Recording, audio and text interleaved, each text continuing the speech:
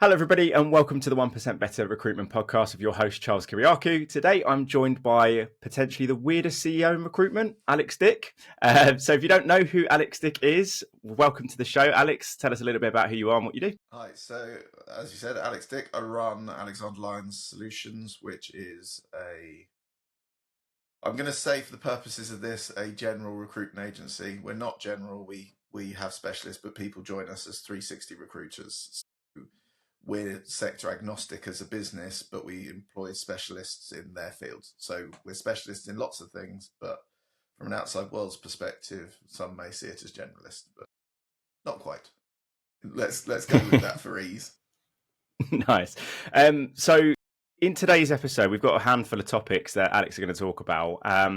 Obviously, as I started the podcast off by saying probably the weirdest CEO, that's going to be one of the topics because I think that's quite an interesting one. I don't know any recruitment CEOs that openly say that they are the weirdest CEO. So I'm very excited to dive into that.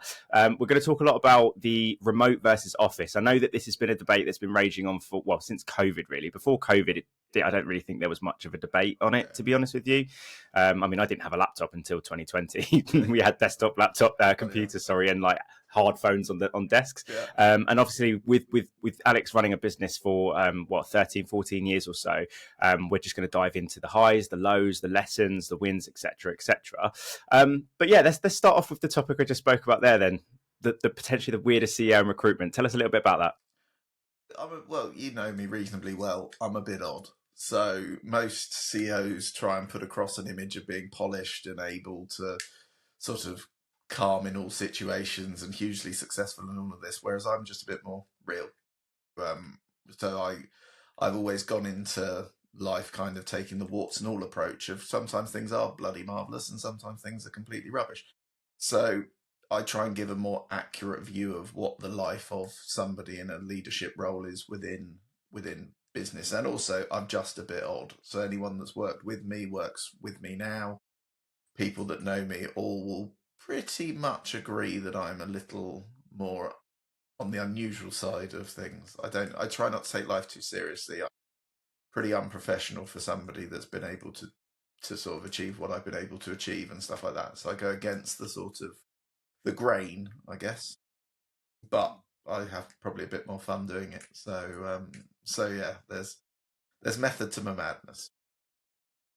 Love it. To be honest, that's actually like motivation for people like me because I was always told that I was different. I was always told that I was weird. And I told a recruiter a story this yesterday because I was explaining to him that he needs to lean into who he is and try not to be like me, try not to be like his directors. Otherwise, you'll always be second best. Try and be the best version of yourself by leaning into who you are. And said that I was always called weird and different and all the rest of it. For you, Alex, when was it that kind of clicked in your head that you were like, sod it, I'm just going to lean into who I am? Because I know a lot of people probably listening to this are like, I'm a bit different, I'm a bit odd, but I want to just fit in with everyone else. When did that click for you? I reached a point probably 10, 15 years ago where I just stopped caring what people thought about me. And that was kind of the trigger point where I went through, as most people do in their early 20s, sort of really caring what people's view is of them and what they are putting out to the world of who they are and all of that sort of stuff.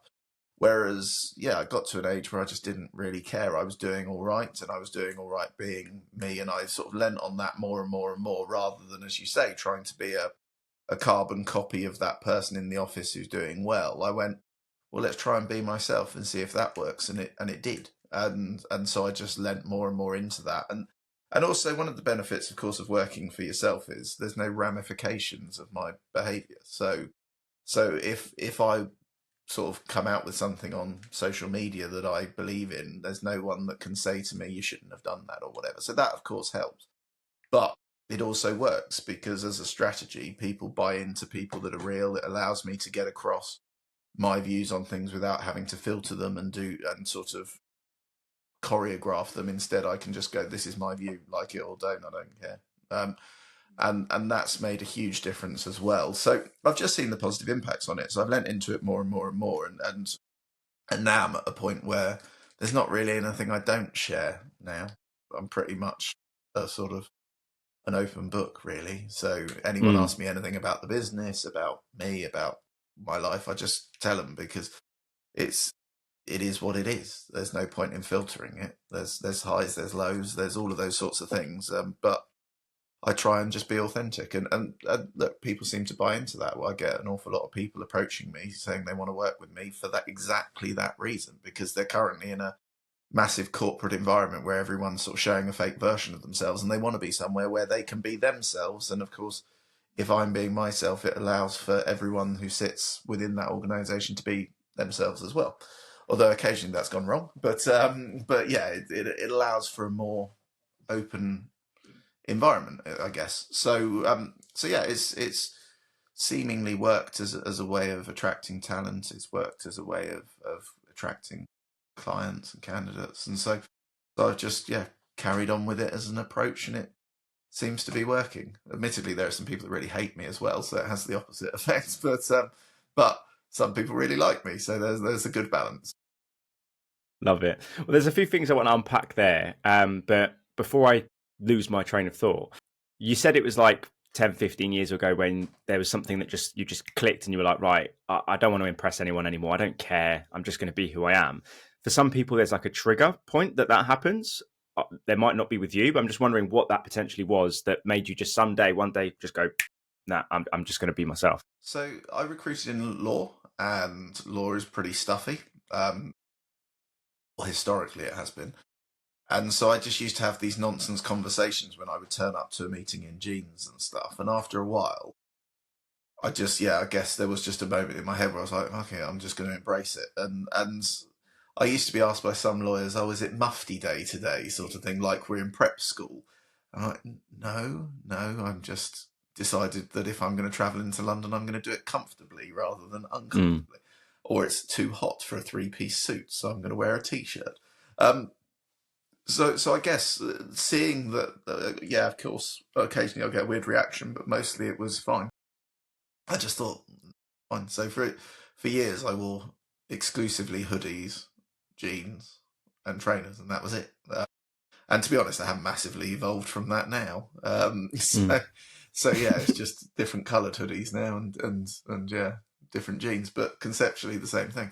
So I guess that, yeah, it was just seeing other people, and also speaking to other people that are moaning about strict dress codes and strict enforcement of social media policies and all of this sort of stuff, and me just thinking I'd never want to do that. So of course you naturally shape your way, the way you do things and the way you behave based on the world around you and the bits you like and the bits you don't. And I've always enjoyed interacting with people who are more authentically themselves than people who are clearly trying to be something they're not. So I've just kind of worked on the theory that if I like it, other people probably will. So let's just carry on down that vein. Love it. It's very difficult though for a lot of people. I mean, especially younger people that maybe haven't necessarily achieved what they define as success in their mind. They haven't built enough for them to think, you know what, I'm a successful recruiter. So they feel a little bit more uncomfortable just being their authentic self when they haven't proved themselves. Not speaking on a personal note. I'm saying from experience working with recruiters where I'm like, why are you trying to be like that person? It's all well and good trying to take parts of other people's game. That's what I've done throughout my entire career. And I think to be successful in anything, you need to take segments of what other people did they do that went well, sort of thing. Precisely. But a lot of people, especially younger people, have struggled to really identify what is their, and I want to be careful of saying your truly authentic self, because I don't necessarily think you have one authentic self, because you wear multiple hats and groups.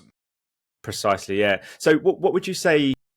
There's two things here. What worked for you to really uncover what was authentic? That would be my first question. Then I want to kind of go on to maybe how we could help other recruiters, business owners that are struggling with authenticity. Yeah, so look, I struggled through school, as we've chatted about previously.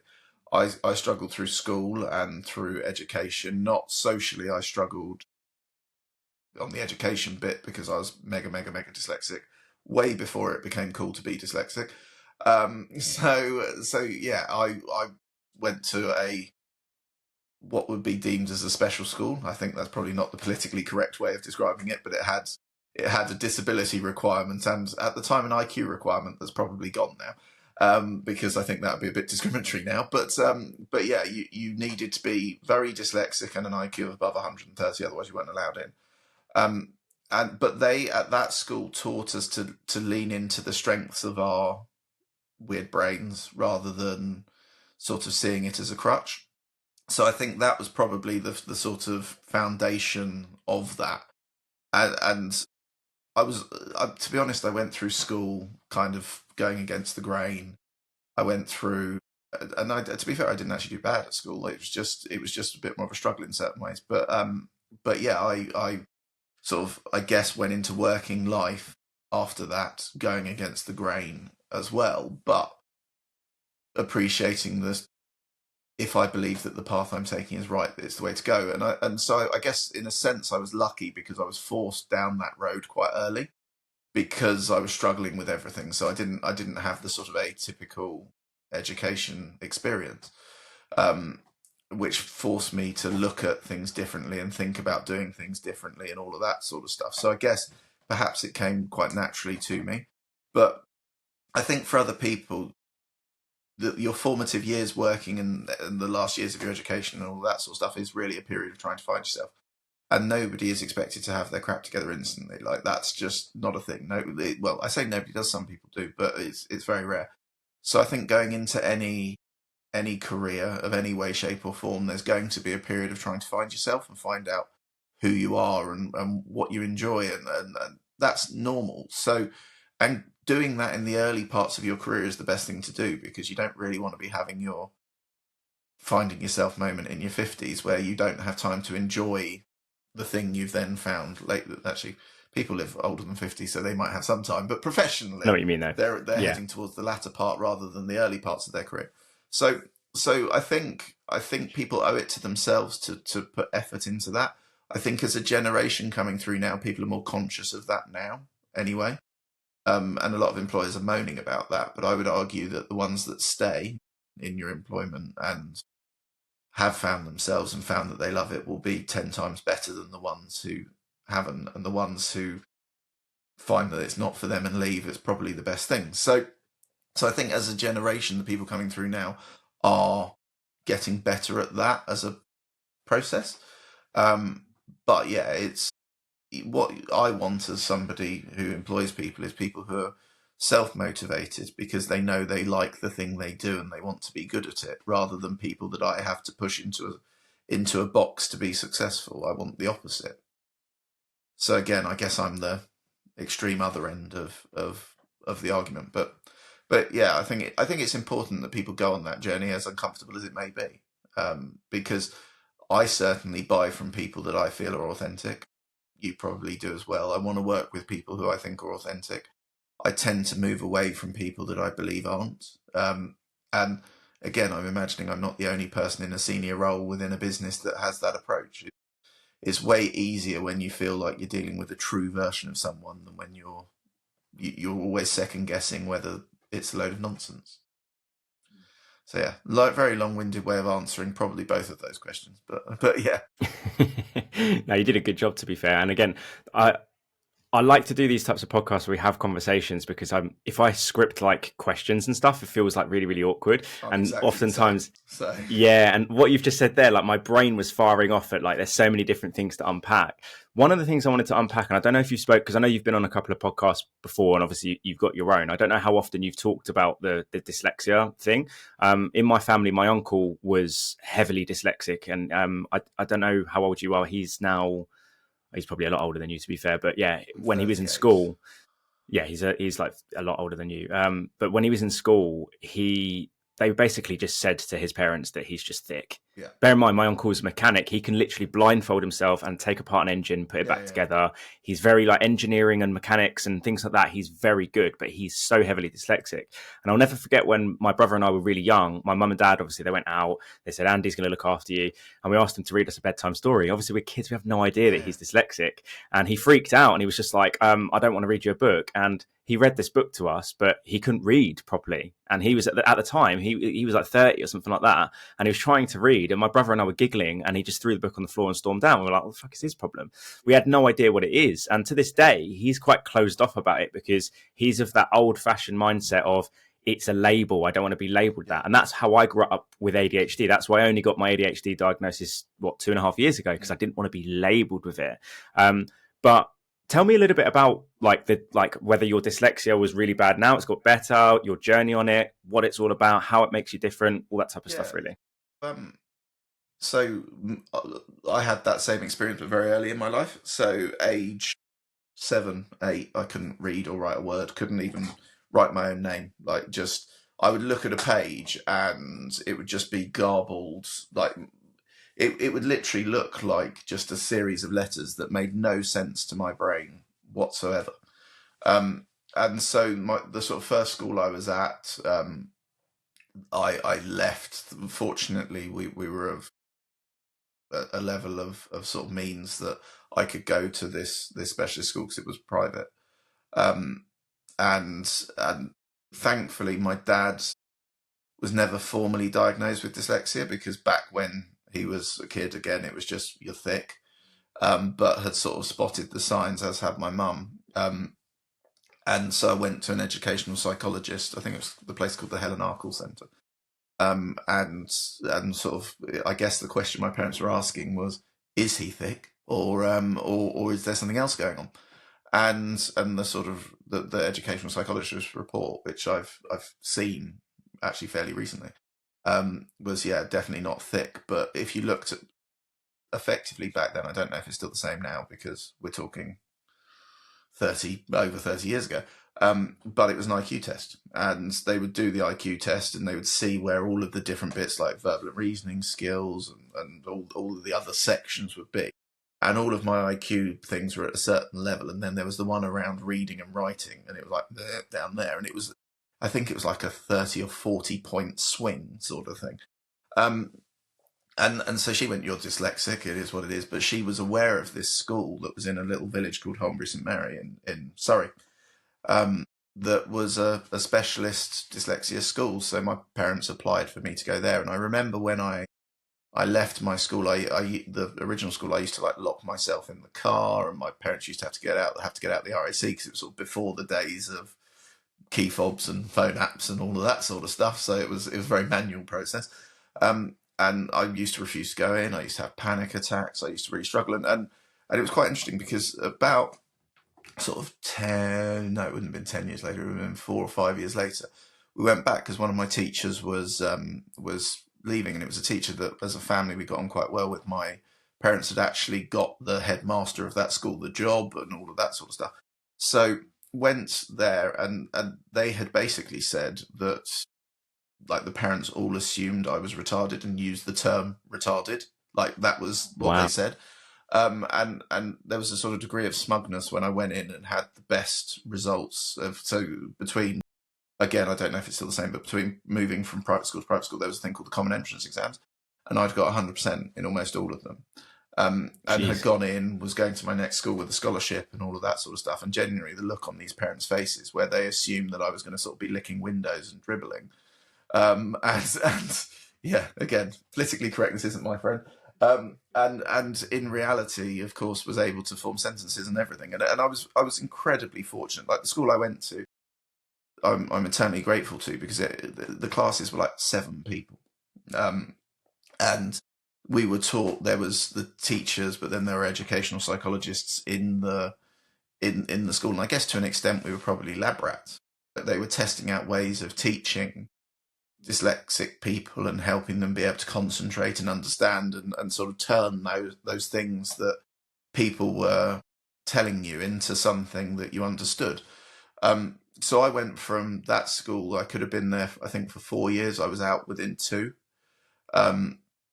And back in normal school, and went on to, yeah, get good results and do well, because one thing that was quite strong for me was memory. So all early schooling is regurgitation of information, and so for me, regurgitating information was very simple.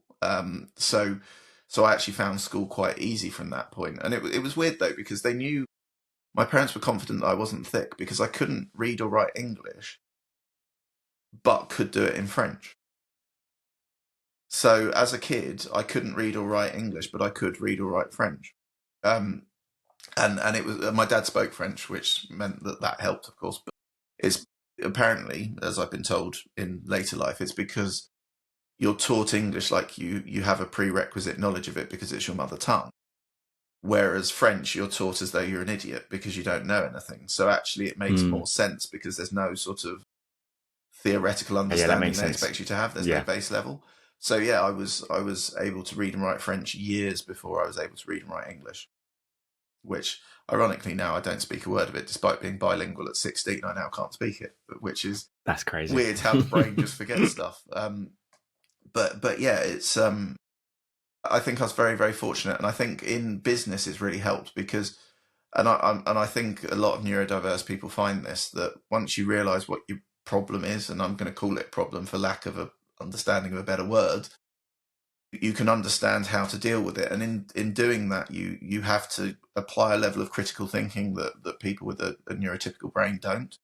So you have to come up with problems.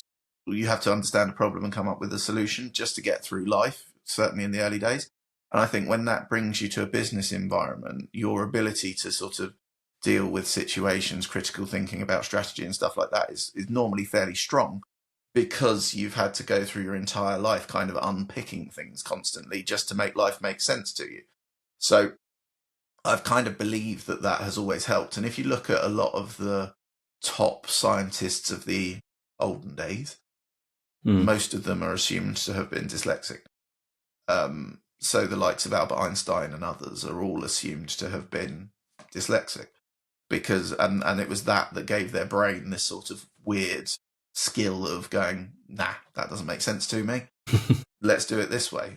But it does make me a terrible employee because my view is always like, no, that's stupid. I'm not going to do it that way. That makes no sense to me. And of course, articulating that isn't necessarily my strong point because to me, it just doesn't make sense. And that does. But I can't necessarily articulate why that's the case. I'm just wholeheartedly think I'm right. And that as an employee is a terrible thing. So yeah, not many bosses like that as an approach. So as I discovered. Yeah, I mean, a lot of what you've just said there, I not only do I empathize with, but I get because from my own personal experience, obviously, I've had this conversation about my ADHD diagnosis and stuff. School for me was awful, to be honest. I heard I think it was Brett Weinstein on Modern Wisdom recently, and he was talking about school is like a prison for people with ADHD because you're asked to sit still for an hour and learn something you don't care about. Now, that for me, even as a 30-year-old now, is so hard. Like, if you tell me, can you go and watch this episode of something about whatever it is that I'm not interested in?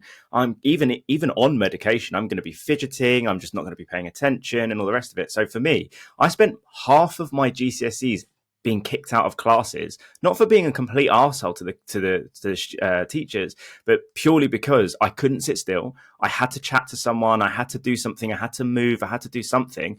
Believe it or not, the only classes that I ever exceeded in was public speaking in English, drama before I should have done that GCSE. Mental, Yeah, I didn't do that. And PE, again, I should have done that as a GCSE. Never yeah, did. So, yeah, so yeah, dumb. And yeah, and as you say, going into work, I mean, I saw your video that you posted this morning that we recorded at the Recruitment Agency yeah, Expo. yeah, Basically, every job I had, I was fired from because I would always speak up and go, "That don't make sense. That sounds silly. Why are we doing that? Like, why do we have to sit down? Why do we have to do this a certain way? Like, I don't think in a binary way like most people do." But the younger version of me would always just speak up, and I'd always get in trouble for it. Hence, why I don't work for anyone else anymore because I can't do it anymore. yeah, I'll yeah. just get fired. Well, yeah, and I probably would as well, being honest. So the only reason I probably wouldn't get fired is because I'm reasonably competent at billing money. So I'll probably get a little bit of grace, but be kind of told you're annoying and just go sit in the corner somewhere and get on with it. But yeah, it's. I think I speak to a lot of people who have ADHD or other sort of foibles or things going on in their brains, and the story tends to ring true for everyone. That everyone finds those sort of similar experiences. And yeah, there's definitely, so there's other stuff going on in my brain as well that yeah has I've had to learn to sort of deal with over the years. And but Well, I think it's made me a stronger, more robust human for it. I guess I'm lucky in the sense compared to, say, my father, or compared to your uncle, that it was at its infancy, but it was at the point that schools were starting to spot this stuff and starting to take it more seriously. Whereas I think probably only 5 or 10 years earlier, I would have been in a completely different, well, similar spot to your uncle and my dad, where it would have just been, you're the thicko, go sit in the corner and and I would have been, to be fair, I was pretty naughty anyway, so I would have been more naughty um, there. And I had similar. I got very bored at school. I would misbehave. I remember in my A levels, my history teacher going to my parents and saying, "I would love to have something to talk to you about, but Alex hasn't done a single bit of homework in the entire year, so I can't tell you how he's getting on." But I was just looking at it, going, "This is pointless. This doesn't serve me anything." And nobody could persuade me otherwise. Like, I'm less pig-headed. Well, my wife would say I'm still as pig-headed, but I'm less pig-headed now. Um, but it just, things that didn't make sense to me, I just would rebel against. And in truth, I was a bit bored. I either knew the subject or I didn't. And if I didn't, I was bored because I didn't know it, because I didn't enjoy it. And if I did know it, I'd become really geeky about it. And so I knew everything about it. So they weren't teaching me anything because I would already have looked it up and learnt it. So it was sort of a bit, yeah, it was a bit of a struggle. But weirdly, once I'd worked out, I quite enjoyed school, because once I'd realised what I'm good at and what I'm not, and of course, the second it's sat on a report, it makes it very tricky for a school to say, no, no, we're not gonna let you do things the way that work for you, because they've got a report that says it's not me choosing that, it's just the way I'm wired.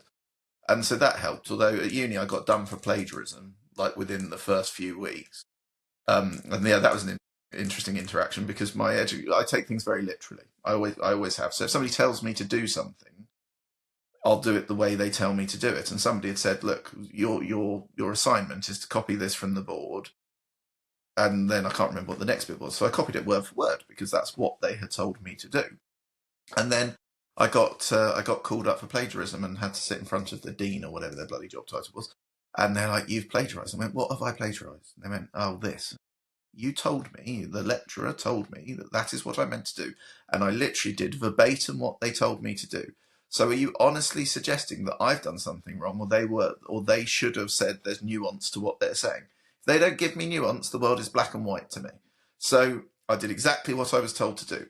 And yeah, they backed down very, very quickly and bought me a laptop, because yeah, they realised that A, it wasn't a battle that they should fight, but also I was like, I was very honest. I was like, you required me as part of my admission to provide you with reports into my educational disability. I provided you with those. Those have clearly stated what I'm good at and what I'm not. You are penalising me for something that is on that report. Do you want to play this game? Because I'm somebody that always chooses war. I can't help it. I think I quite enjoy war. So so I'm like, if you want to have this fight, let's have the fight. And yeah, they backed down pretty quickly. But yeah, I ended up dropping out of uni, to be honest, because I ended up trying to be an entrepreneur. So yeah, that uni was a very fun few years, but not, yeah, didn't end up where I should have. But I wasn't going to use the degree anyway, to be honest. It was just What did you do the degree in? psychology, major psychology, minor criminology. And basically, because I thought understanding criminals would be cool, and understanding people's brains, because my brain was weird. I thought that understanding brains and how people act and all of that sort of stuff would be interesting. But at the point that it all became very essay driven and less learning and more just coursework, I lost my love for it and turned off. And the trigger was somebody told me I'd have to do a 6-hour exam, and I just said no. 6-hour exam? Yeah, 6-hour exam. And I just said no. I'm not going to sit in a room for 6 hours. I'm not doing it. So I just left, which is ridiculous in hindsight, because I could have just done that and ended up with the degree. But I've done all right without it. So and it wouldn't have aided my career in any way. So I don't regret it. But I went into uni because I was told that's what you do, not because I necessarily wanted to. I was just told, when you finish school, you do your A levels so you can get into uni. So I was like, okay, I'm doing my A levels to get, and I was sort of brainwashed into that being the correct approach. Whereas in reality, uni wasn't the place for me, but seemed like a good idea at the time. Yeah, my parents did the exact same thing, and I don't think I was that vocal about how much I hated school. Like I loved primary school and year seven, eight, and then half of year nine. And as soon as we had to do our GCSEs and school became like real, we had to do exams and stuff. I think that's when I started to realize that the weirdness of my brain was actually affecting me a lot because being in It's a hall, unhelpful in that situation. yeah, being in a hall with 100 other students in silence and you can just hear pencils on paper, and I'm sat there looking at the page and going, oh my god, I haven't done any homework because I couldn't do homework. I'd go home, there was just no chance. I never did any homework my entire school career. It was genuinely awful. The only homework I ever did was of topics that I was, oh, this is really really fascinating, and I'd blast it out in an hour, and I'm like, oh, I've done it all, I can play PlayStation now. But I never did homework, so I hated school in that respect. But yeah, my parents always said, get good GCSEs, go and do your A levels, then you can go to university and you can get a degree. Bear in mind, I don't think my mum has a degree. She's got like a good college education. My dad was like a handyman and all the rest of it. But I was brainwashed into thinking I needed a degree to be successful in life. And I don't know if you saw, I done a post fairly recently. I can't remember what it was about, but I've done loads. But anyway, I talked about the perception of recruitment, right? When I first got into recruitment, I got an apprenticeship and I was like on £150 a week. And the education that you got at the end of it was an NVQ level 2 in sales, which is like less than that of a GCSE. It's pointless. For me, it Yeah, was more of a case of, can I complete something of formal education to its end? yeah, yeah, yeah. And I enjoy sales, and the coursework you had to do was actually like useful, learning Yeah, about yeah. what cross selling is and blah blah blah. But I never forget this, Alex, and I think you'll resonate with this. It really, to this day, I'm like, fucking hell, man, it's awful. Going to like my mum's friends' houses for dinner and stuff like that, and they go, "Oh, Charlie, what do you do now? You're 20 years old. Have you got a job?" Yeah, I'm a recruitment consultant. I'm doing an apprenticeship, and my mum would just butt in and go, "Oh, he works in healthcare." Oh, you work in healthcare. What do you do? I know you wanted to be a physiotherapist or an or an orthopedic surgeon. I'm like, no, I recruit nurses. Yeah, yeah. And they're like, oh, you're a recruitment consultant. Is that like an okay career? And I was like, yeah, my manager earns like 200 grand a year. They're like, really? And I'm like, okay. And my mum's like, yeah, he goes into hospitals and, he works with patients. I'm like, mum, I'm a fucking salesperson. What Yeah, the fuck? yeah, Why are you so ashamed of this? yeah, I don't understand it. But yeah, it's just like, it's such a weird thing in terms of society. You have to get like a degree, but you don't no. really. And then, like I said about the perception of recruitment, there's a couple of things there that you could probably unpack, but I just find it so odd. Yeah, no, I now just say I'm a legal human trafficker because it's just easier, and rather than people go like I've had the same, like is it a proper career? Yes. Like, do people make good money? Yep, know quite a few people with Ferraris that are recruiters, so I would argue that they're doing all right. I remember I used to have this conversation a lot with lawyers because there'd be the sort of more old school ones would be talking down to me as though I was some sort of idiot, and I sort of snap back on a few occasions, going, right, just out of interest, I know how much you earn. I earn 3 times what you earn, and I didn't have to do I didn't have to do the education to do it, and I didn't have to do all of that stuff. Weirdly, I did most of the education anyway, but conceptually, I didn't have to. And I was able to earn that at the beginning of my career, not having to get to the point of partnership to do it and all of that sort of stuff. Who's the idiot? Because at the end of the day, we're all, for the most part, most of us are not working for love of the thing we do. Most of us are working to earn a living. And when people say they love what they do, I always throw it back to, if you won the Euro Millions and £170 million ended up in your bank account, would you turn up to work on the Monday? And if the answer is yes, then you love what you do. But if the answer is no, then you are doing it to earn a living. And it's, to me, it's black and white. Again, some people argue there's nuance in that. To me, there isn't. If you love it, you would still go there. If you don't love it, you wouldn't. And so for me, I've always judged not success on money, because there is satisfaction, all those other things, and that's become more important the older I've got. But if you're slaving away doing something you hate for an amount of money that isn't great, and you've had to take on ridiculous amount of debt to get there, I would argue that's not hugely logical as a career path. And the benefit of recruitment, which is its greatest thing, strength and weakness, is there aren't barriers to entry. anyone can come into it. So anyone has a chance in recruitment. Most people in recruitment fail, as you will well know in the L&D space. Yep. Most people come into it expecting to be millionaires after the first 28 seconds and their third phone call. And then find that actually it's a graft. You have to build your reputation. You have to build out a market. You have to get to know people. You have to become viewed as an expert in your field and have the confidence that goes with that and everything to be successful. And if you don't do that, yes, putting in the reps that a lot of people harp on about will get you to a certain level, but there will be a ceiling you hit unless you become seen as an expert in the thing you do and become respected in it, which is a slog, because as you said, most people's starting point of recruiters is that they're all irritating scumbags. So you've got an even harder job of proving that's not you before you even get to a point where you can start to prove yourself. So, but I would say it's one of the most rewarding careers you can have at the point that it is that you are successful, because I know many recruiters who are billing sort of 7 figures and are earning well into the 6 figures. Some are earning the 7 figures, who put them in any other career outside of sales, and they probably would have really struggled, but they found their niche. They know their market. They know everyone in it, and they do really blooming well out of it. And I put myself in that. Outside of recruitment, I don't know what I would do well at. Like it would be something involving sales probably, but like recruitment is my thing. It's the thing that I'm good at, and occasionally I test myself still. So I'm technically not on the tools anymore, but I'll occasionally sort of do a month of recruiting just to see what happens. And to be honest, I always surprise myself that I'm not rubbish at it, because I always go into it thinking, oh yeah, I'm going to probably end up doing one deal or getting a couple of interviews, and then when I sort of do 5 or 6 placements and sort of over 100 grand in billing, I'm like, Christ, why do I employ people and not just do that myself? I could just sit there with a much easier life. But yeah, the dream is not being a lone wolf doing that. My dream is slightly more lofty than that.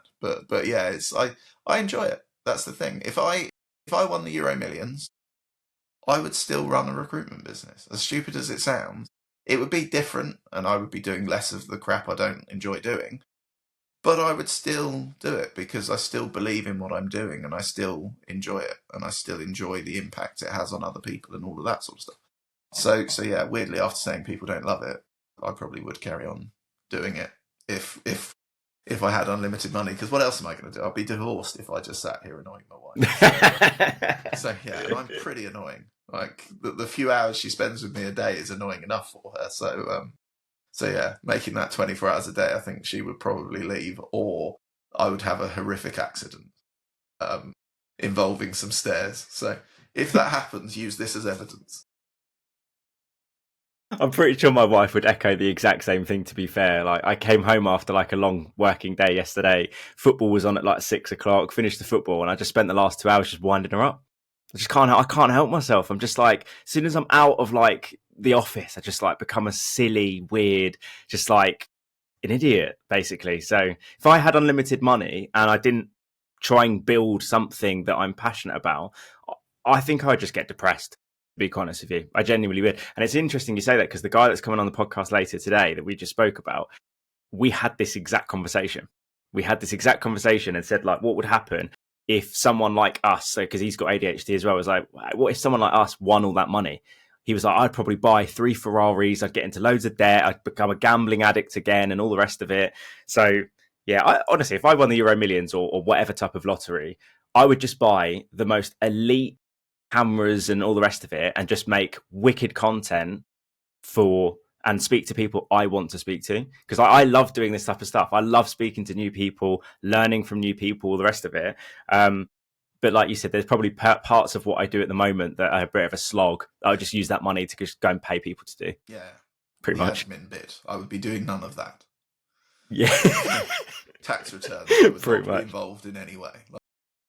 That will be no a chance. thing of the past. I will ignore the fact that it exists, and there'll be an accounts person who sat there doing all of that, and just silly stuff like that would be just. Yeah, I say silly stuff. HMRC don't think it's silly, but yeah, all of that stuff would not be in my periphery. I would just concentrate. I would literally default to concentrating on growing ALS. That's what I'd do, because I want to grow it pretty big. So I would just fixate on that and have more fun doing that than doing the more stressful side of business. Because I wouldn't. Well, hopefully I wouldn't have to stress about it if I had 170 million.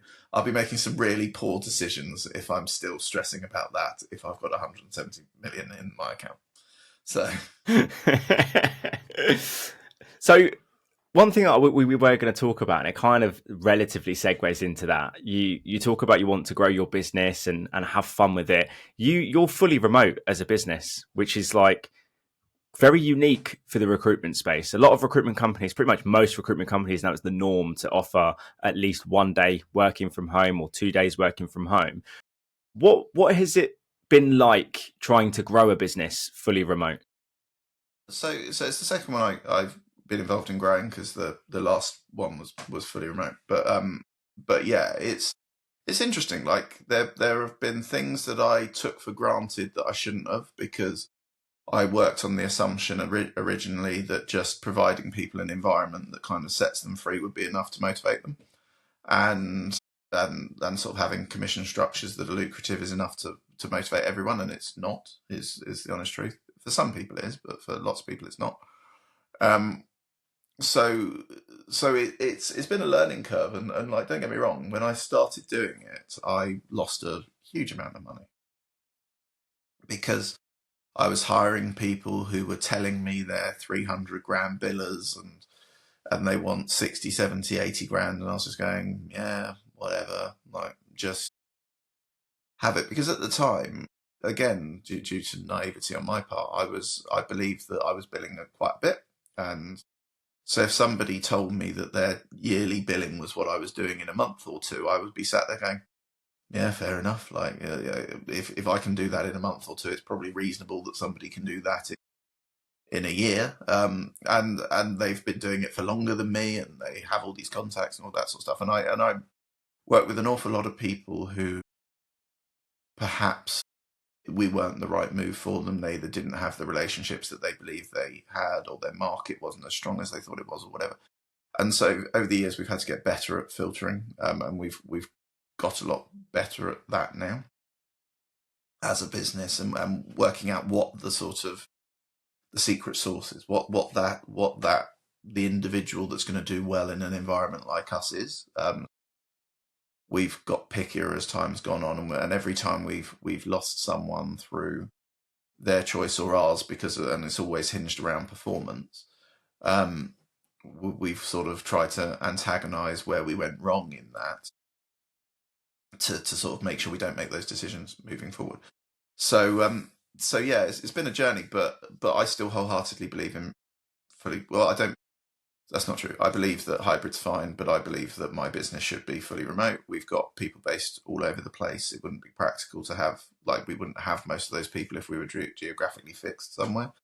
And there's still a huge amount of talent that wants to work in a flexible remote environment, who have client relationships, who have built out their market, who are sat there wanting to take advantage of their contacts, but not wanting to have to sit on a train for an hour or two every bloody day, or car or whatever, and have the expense of that. So we are an alternative to that, where people who have that sort of internal drive and determination, and also the skills and relationships to back it up, can have a home where they don't have to go into the office, where they don't have to do that side of things, where they won't have a huge amount of sort of aggressive KPIs. And it's not that I'm anti-KPI. I think there's a general sense that I'm completely against it. I'm not against KPIs. I'm against monitoring stuff that doesn't matter. And then Like what? well, like CV sends as an example. Everywhere I've ever been where CV sends is one of the parameters that's monitored, people are spamming CVs just to get their figures up, not actually making introductions that are meaningful. And I've never been one for a throw shit at a wall and hope it sticks approach. I think you should be building relationships. And it's the same with, you need to make 70 calls a day or whatever. Of course, if you're building something out, you need to be working at scale. But if somebody ended up doing 30 calls in a day, but actually had some really meaningful conversations. There's certain businesses out there that would still penalise those people, even if they've got some really good relationships off of the back of it, because they spent an hour on the phone to somebody in HR and now they're almost mates and they're going to go and see them and all of that sort of Yeah. stuff. They would go, no, you should have, that should have been no more than 3 minutes. Well, if you're doing everything in tiny little piecemeal and not getting to know people, you're never going to get very good. So I'm of the belief that it's quality, not quantity. And so for me here, what we monitor is a singular thing. What's the thing that pops out at the end? As in, are you billing? Are you not billing? Now we're in a slightly different position because we're bringing on people who've historically been successful. So they've gone through that journey in those other businesses. So I don't necessarily think that the journey's a terrible one, because they wouldn't be where they are if they hadn't had those things drummed into them. But it's doing it in a way that rewards people for succeeding, not rewards people for metrics that are less important. So I've spoken to people in very big agencies who are being given disciplinaries because they haven't sent enough CVs or made enough calls or whatever.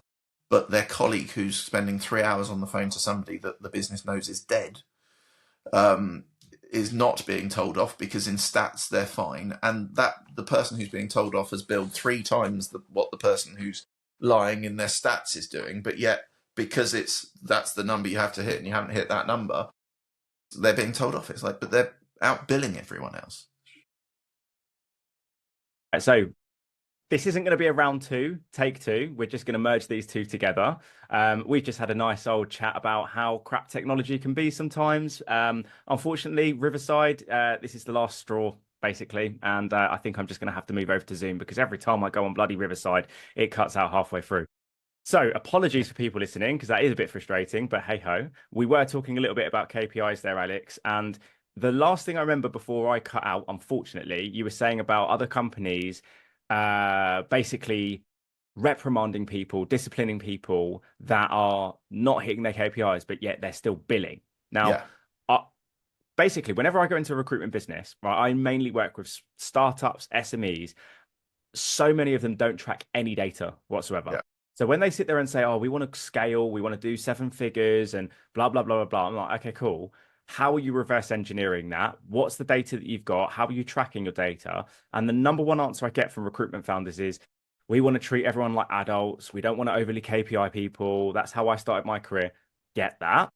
I'm kind of 50-50 with KPIs, and what you were saying, I believe that you shouldn't be overly KPIing people, because if you do, like what you just said there, you're going to get people that are just going to spam CVs, throw shit at a wall, hope something sticks. But if you do zero KPIs, how do you as a business owner manage recruiters? How do you want to scale? How does that work? I don't understand how So people don't do any of it. we can still see everything.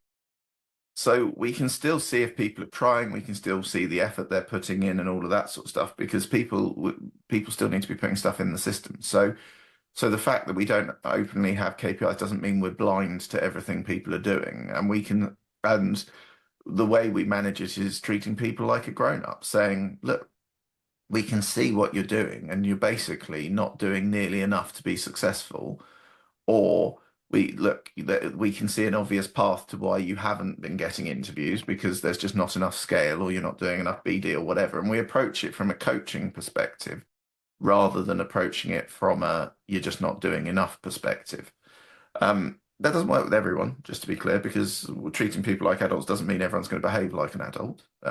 So we have had people who are sitting in the background not doing anything, and they found themselves being invited to leave fairly quickly. So it's by no means is it that everyone responds well to that, but then there's not any management style that everyone responds well to. There's sort of different, it's horses for courses sort of thing. So what our approach is one of empowering people to make their own decisions, and but giving them ownership of those decisions. So if those decisions are resulting in no interviews, no offers, no placements, then we will still be having conversations with them about why there's no interviews, no offers, no placements. We're not going to be sat there going, yeah, it's fine. You just carry on and do what you like. We'll still have the same conversation somebody else will have had, but I'm not going to be fixating on CV sent or other metrics like that. What I will be fixating on is saying, look, you are experienced. You say you've got these relationships. Why are we not seeing evidence of that? And then really antagonizing why the outputs aren't there, because they're joining us at a point where they should know the inputs that have to be put in. So it's for them to then explain to us why it's not going the way it should be, and then us trying to work out together whether that's a situation we can resolve. Um, and if it's not, then again, the answer is, sorry, this probably isn't the right environment for you. You perhaps need an environment where there's more established relationships that you can jump on, rather than the expectation being you establish them. But we are a 360 business through and through. So we're very honest with people during the recruitment process of, don't come in here expecting a warm desk. Come in here because you know what you can do and you are confident in your ability to do it. And there's certain sort of telltale signs as to whether people are confident or not around package and stuff like that that we Mm. notice. So we apply our learnings from the past to new people, and people often, their behavior in the early days gives you a good example of what they're going to be doing later. The ones who've done very well with us are the ones who've kind of the people who have come in and to an extent just got on with it, because they don't want to deal with the niff naff and triv of starting somewhere. They want to get on and make money, and they know the people they're going to make money with. So in the first couple of days, they're already speaking to their clients, getting terms agreed and all of that sort of stuff, so that they're able to get on with it, rather than being in a situation where they are sort of spending the first week getting to know their colleagues and doing health and safety videos and all of that sort of stuff, which is all part of the thing they have to do. But if that's their main priority and making money isn't, often that it tends to be a month, two down the line, and they're still not working at the, because everyone knows when you're starting out, that's the bit where you should be running the fastest, Yeah. because sort of making that snowball before you can roll it down the hill is the trickiest bit. So if people are going into that bit in a lackadaisical and lethargic manner, that tells you everything you need to know typically about that person. And so then it's sort of understanding why that's the case, and understanding whether actually they've just got a load of relationships with clients that don't have work, and are they then doing BD, or are they have they gone into a panic mindset where they're just sitting there sort of rocking back and forth on their chair going, everything I thought would follow hasn't. So what's their plan B, and understanding that. So there's a lot of nuance to it, but there are very successful people working remotely, and there are very successful businesses that are remote first. Mm. And sort of this view that people have that everyone needs to be in the office for to feel part of something and to get excited about sales and all of that sort of stuff. I don't believe is the case. There've been roving salesmen very successfully working for decades, and there are people that have very successful remote careers for decades. Mhm. And those people aren't sitting there going, "Oh, I'm not in the office, so I'm not going to bill as much." Like that's not a thing. The biggest years that I've ever had billing were not done in the office, and often those years that I've had dwarf the years of those people that are saying, "Oh, I need people need to be in the office to perform." So if that's the case, why have I met tons of people who are very successfully performing whilst working remotely, some in completely different continents from their business, who are the top performers in their businesses, but they're working remotely because some people don't want or need micromanagement, and they don't thrive in that environment. They want to be set free, and they know what they've got to do, and actually they're motivated by the rewards of doing a good job. And if you've got salespeople who aren't motivated by commission and have to be motivated by fear and having a whipping them the whole time, those aren't the salespeople I want to be working with personally. I want salespeople who want to be doing it, who enjoy it, who want to be doing well because they know the positive impact that can have on them, both Mm. financially, mentally, everything. Like doing well is a massive positive in most facets of life. So so yeah, I want to work with people who prioritize that rather than prioritizing, have I sent enough CVs, and ignoring the end number. There, it's I don't want that person to have a go at me, so I need to send out that CV. I need to do this. I need to me do things that count, do things that are going to make a positive difference to you. Mm. And yeah, it's the whole work smart, not hard thing. I view sending out hundreds and hundreds of CVs aimlessly as then hundreds of things I then have to follow up on. And I'm not a great believer in automation tools. I think these sort of big automation tools that are doing it all for you, people can spot them now, and You can see it on typically will LinkedIn just a lot ignore now, it can't because you? if people aren't making effort, people will often just go, nah, I'm not even going to look at that. So yeah, I believe in a personal touch. Um, and as I say, like let's take social media as an example. I've seen the positives of that. Like I put out some posts about what I believe and fairly consistently do, as you know. In the last week, I've had over, well, I don't know what it's at, 5 point something million impressions in the last week. Um, and I over 1,000 people have connected with me in that time. I can't tell you the number of people that have said they want to work with us, and as both from a come and work with us, as in recruiters wanting to come and work with us, Mm. but also other people who are looking for jobs or clients that are looking for recruiters. Well, I've had all of that off of one, well, two posts. Last Friday went nuts for some reason. I don't really know why. So all of that it sort of demonstrates that how would you measure that as a KPI? All I did was posted, but that Mm. post has caused 5 million people to have some view of that post. I still don't completely know how impressions works, but I was looking at like one video that's a couple of minutes long. It's had something like 3 years worth of viewing in the That's last week, crazy. which is insane. Which to be honest, I can't really get my head around because my video content normally does pretty bad. But clearly something in that video spoke to people. Um, but yeah, I believe in people working a way that works for them and not finding their own path to success, because what you said earlier is completely true. Mimicking the behaviors of people that are doing well is a crucial part of that, because if anyone isn't always learning, then they're an idiot. Nobody is the finished article. I I would agree. not say I am a good recruiter. I am very comfortable in saying I still have plenty of stuff I could learn. Um, but in a normal environment, people would go, "Oh, well, he's billing a load, therefore he's the finished article." I could always be doing better. Mm. Like literally constantly, I make mistakes, and money is removed from the table because of that, or relationships are damaged because of it, or whatever. And I think that's the mistake that a lot of people make. They sort of put themselves on a pedestal thinking they're marvelous when actually I've never met anyone that has their shit together. I've met lots of people that pretend they do, but I've never met somebody that is truly the finished article.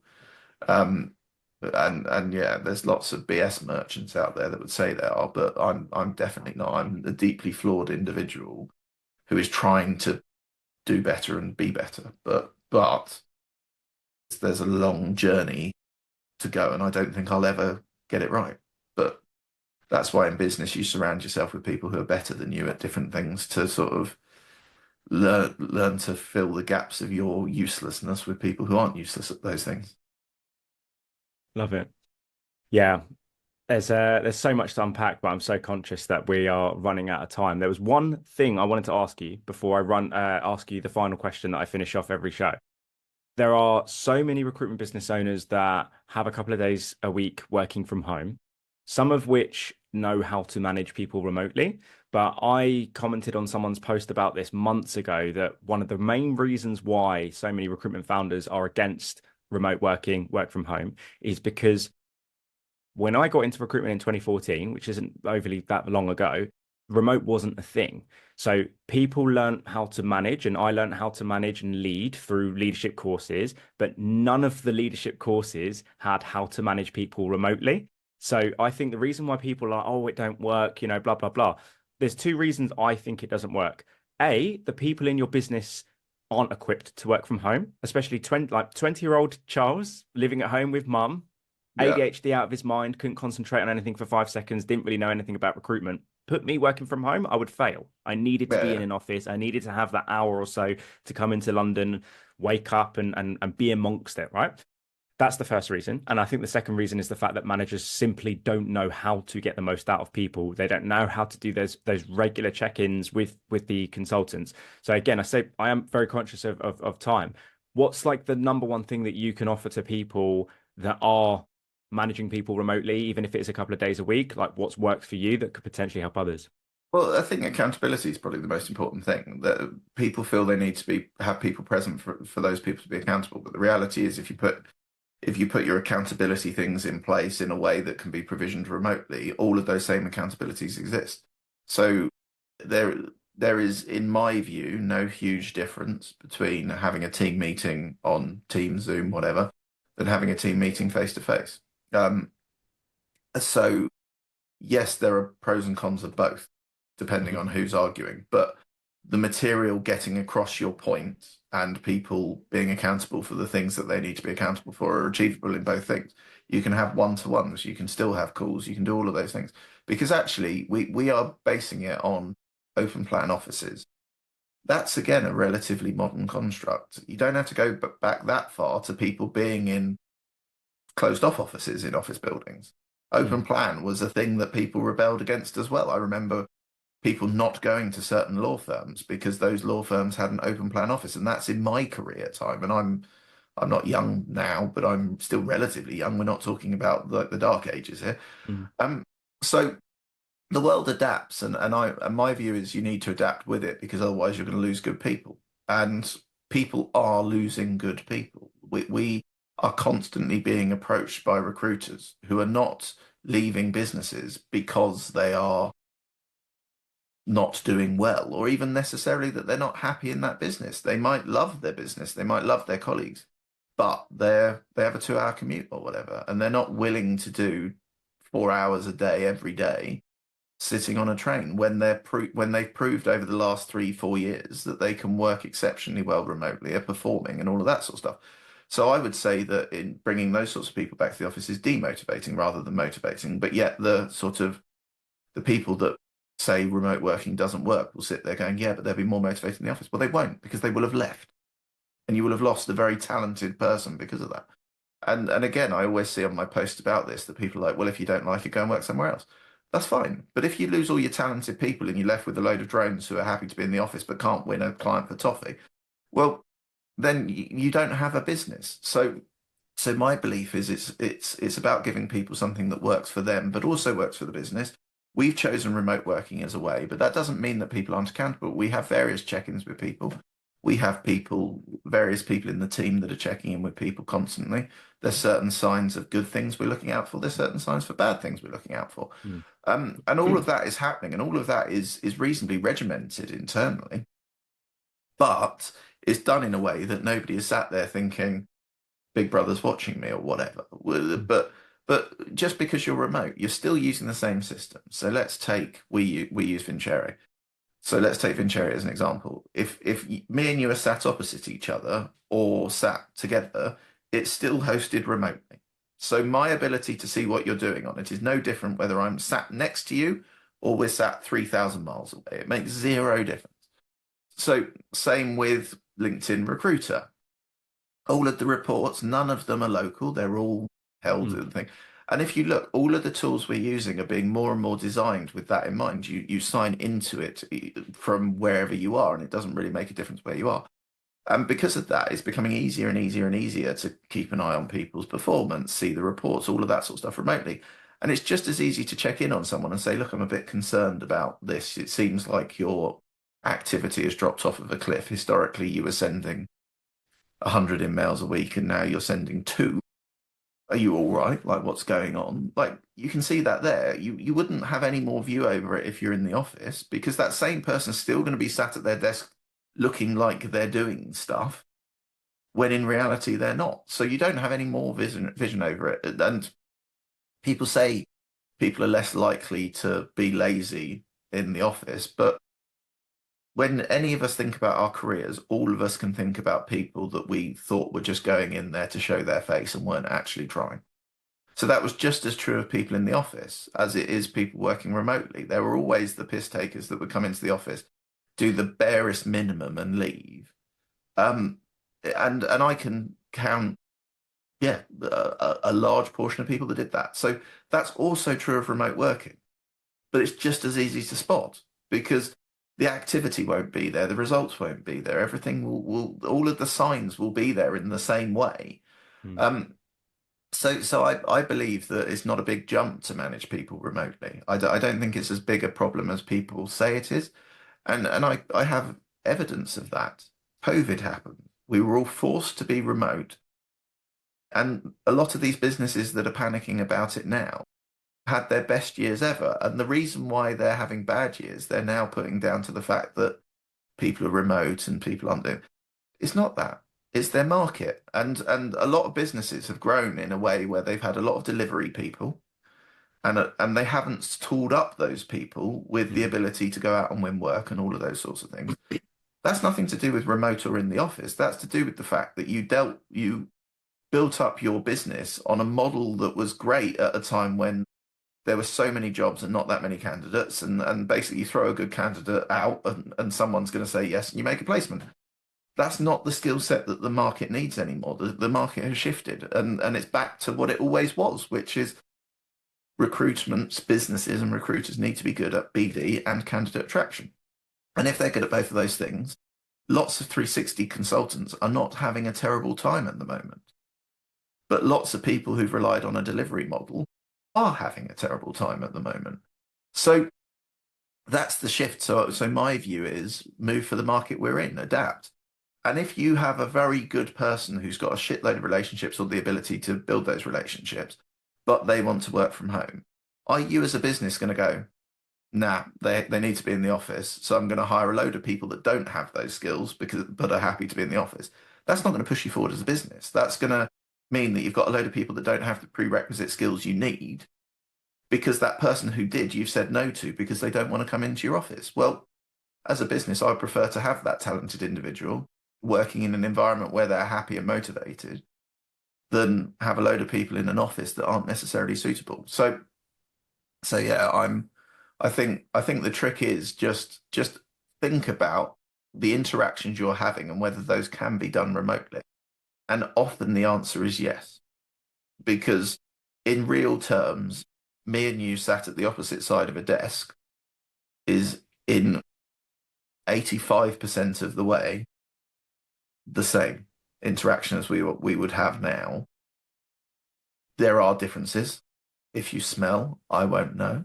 That's a benefit. And so you could have the poorest hygiene and I'll have no idea. But like joking aside, I think a lot of the things that people could do if they thought about it would be able to be done digitally or remotely, or potentially meetings that are entirely pointless anyway. And having a power hour or a power 2 hours, well, all phone, well, not all phone systems, but a lot of phone systems can see if people are on the phone. If people are using it through Teams, you've got the traffic light system. But so you can see if people are doing what they should be doing. You can see what they're putting in the system and all of that. You can see what people are doing. You don't need to be stood at the end of a table forcing that, in my view. But if you feel you do, I think that often says more about you than it does about the people you work with.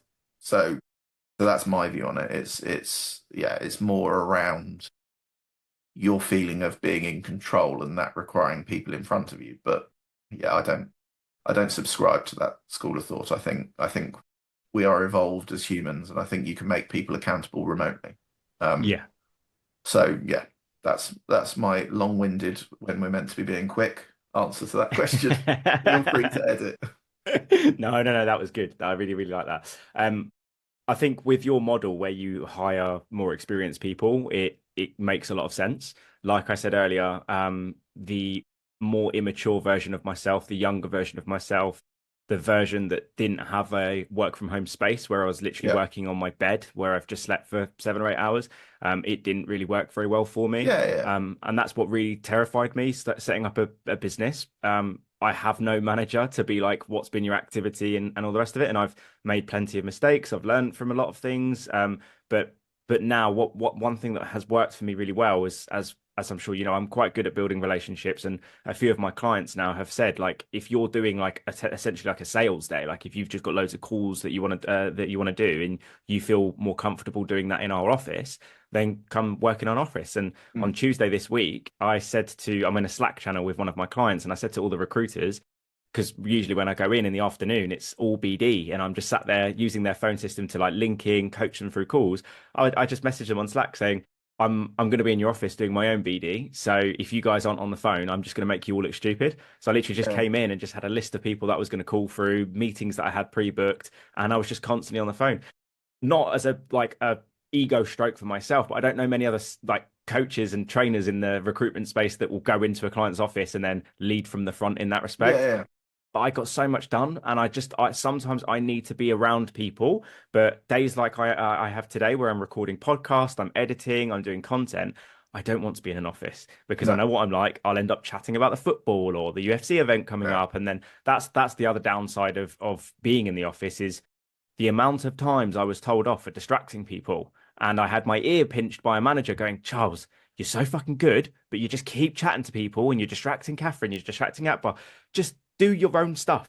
And it yeah, got yeah, to a point where if I was sourcing, I had to have noise cancelling headphones because if someone said, "What are you doing for lunch?" Boom, I'm like, "Oh yeah, let's have a yeah, conversation yeah. about that." So it's actually sometimes being in the office can be more distracting for certain people, and sometimes being remote. It totally Yeah, depends. it's Everyone's horses for different. courses. Yeah, But I think the key is giving candidates the option.